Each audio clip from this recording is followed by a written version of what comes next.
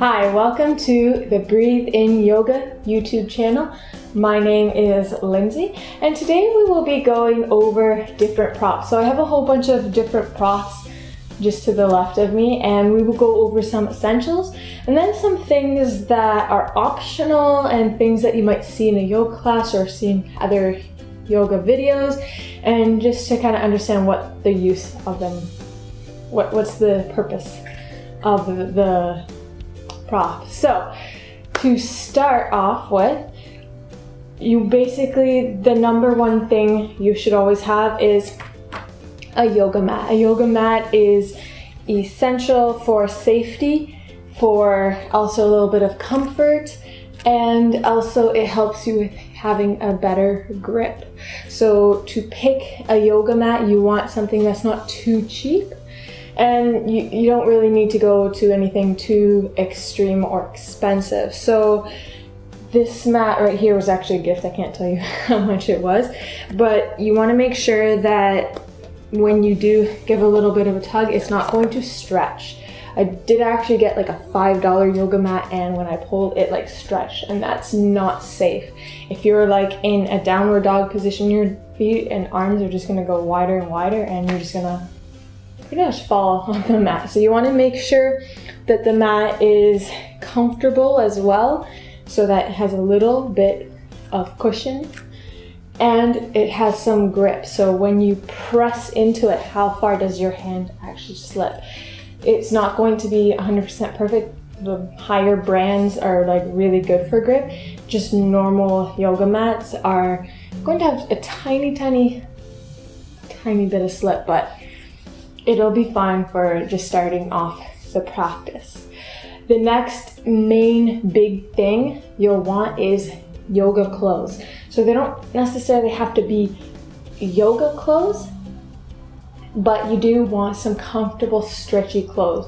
Any kind of clothes where you can just, stretch out your leg and not feel like they're very constricting, they're gonna rip, or anything like that. Also, you want a top that can move, that's not going to be too loose, so when you're in downward dog, it like flies over your head and that kind of thing. So you want it somewhat fitted, or like have a band. So I do have one top that's loose here and has a band just to keep it in place. So look for those types of tops. Something that will just keep in its place when you're moving around.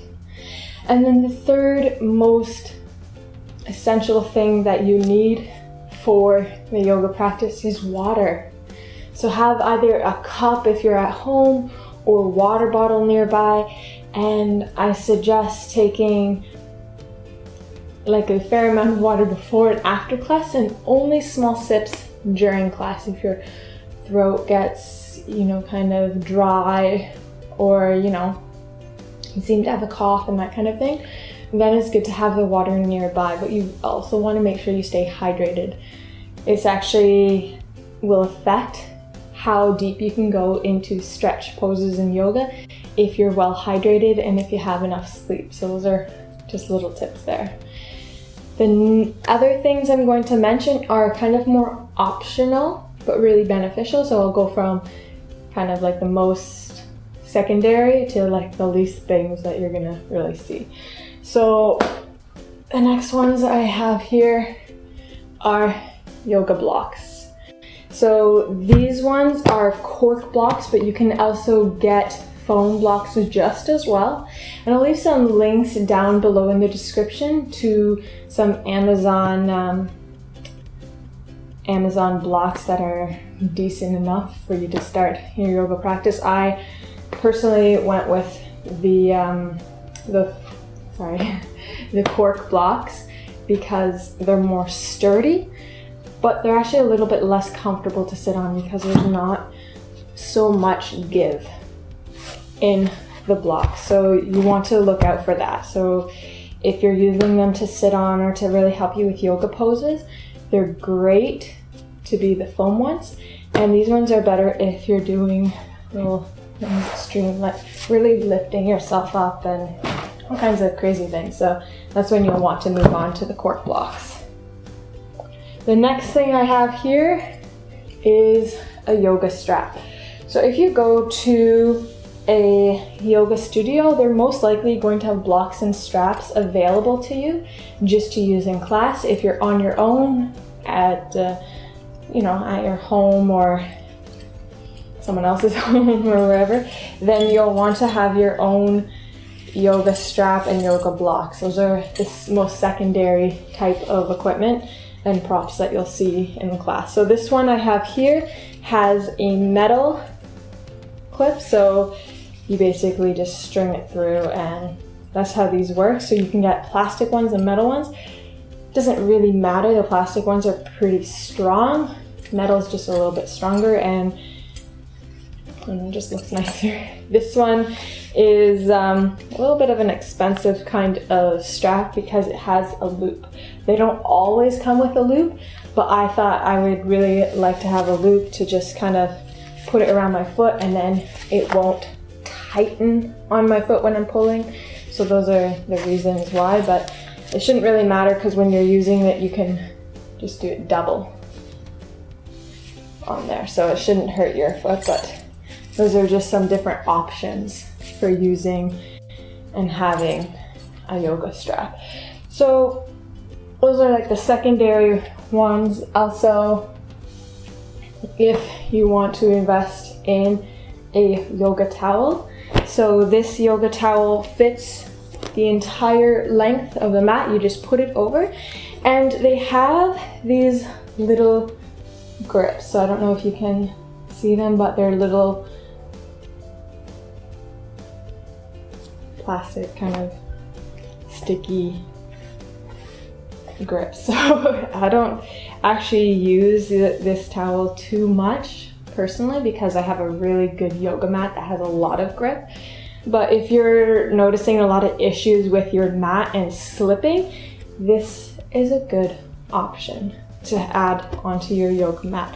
Also, if you're doing things like hot yoga, which is something I do regularly, it's good to have this to kind of like catch all the drops of sweat. So these is definitely a good thing to have. So those are the kind of props that you'll see in kind of like basic yoga classes or yoga sequences. The next thing I'm going to pull out here is a blanket, just like an actual blanket. They actually call this, I think, Mexican blanket because you can get this in Mexico. My parents got this for me in Mexico. So thanks, Mom and Dad. They're basically used for classes like restorative yoga. So you most likely won't see them in a regular class other than restorative yoga. But they're also really great if it really hurts to sit down on a mat and you notice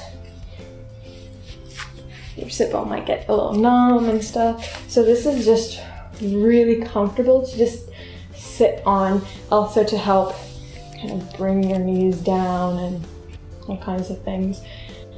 I'm just gonna stay on the blanket because it is actually really comfortable.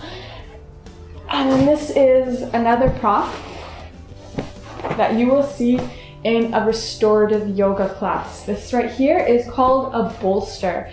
So for bolsters, they're basically like firm pillows, generally rectangle shape, that are slightly firm, and you use them in a whole bunch of different poses in restorative yoga. So you probably won't see this in any other yoga class other than restorative. And then last but not least, a really fancy meditation pillow. So you've probably seen these kind of things around and they're quite pretty. I got this at a yoga conference here in Toronto, and pretty much you don't have to have one of these like ever, but they are a nice decor and they're nice and firm. So when you're doing meditation, it's just nice to sit on this while you're doing your meditation practice. But you can also just use pillows and blanket, bolster, whatever else you have around. It doesn't really matter, but this is something else you might see if you go to, say, a meditation class or something, or if you want to start practicing meditation, it's a little bit comfier on a pillow like that. And the last thing is a chair. I'm not going to bring out a chair because everyone this kind of same chair before. You basically want to pick a chair that is sturdy and that doesn't have arms. It's okay if it does, but a lot of classes you'll want to kind of maneuver from side to side in the chair. So you'll want to look for a sturdy chair that has a back and doesn't have any arms. So those are the best types of chairs to use for things like chair yoga classes. So I think that wraps up everything to do with the yoga props. If you have any comments, questions, feel free to comment below and I will get back to you. And I hope you have a wonderful day. Namaste.